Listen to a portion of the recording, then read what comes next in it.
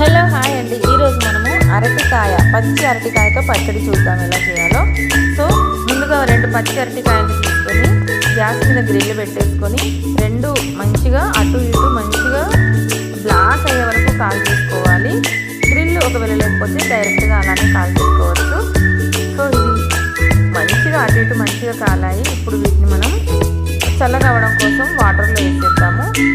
ఇప్పుడు ఈ పచ్చి అరటికాయ పచ్చడి కోసం మసాలాను తయారు చేద్దాము. సో దీనికి కావాల్సినవి మినుములు కొన్ని, అలాగే పచ్చిశనగపప్పు, నువ్వులు, అలాగే పల్లీలు, ధనియాలు వేసుకొని మంచిగా రోస్ట్ చేసుకోవాలి, డ్రై రోస్ట్.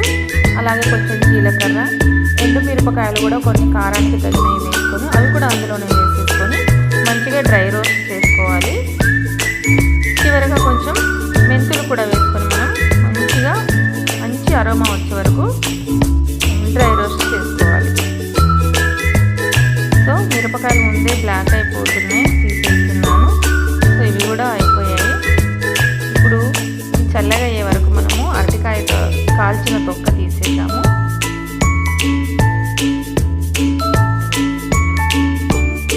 మంచిగా నీట్గా తీసేసి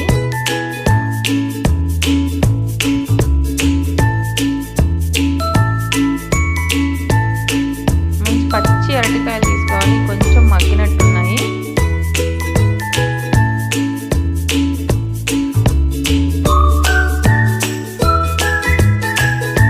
సో ఇప్పుడు రెండు కూడా మనము మంచిగా తీసుకున్న తర్వాత అవి మంచిగా స్మాష్ చేసుకోవాలి. వాటిని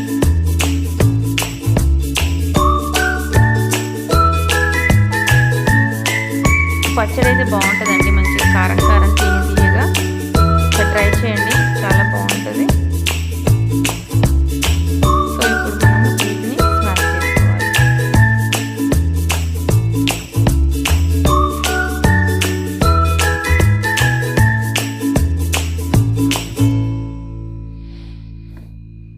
తర్వాత మనం ఇప్పుడు మసాలా కోసం రెడీ చేసుకున్నాం కదా, అవన్నీ కూడా మిక్సీ పట్టేసుకోవాలి.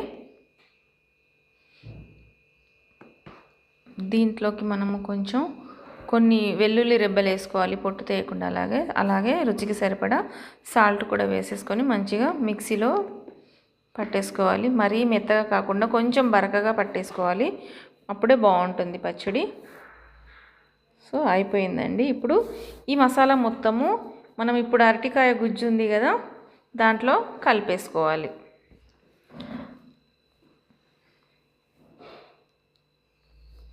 సో అంతే.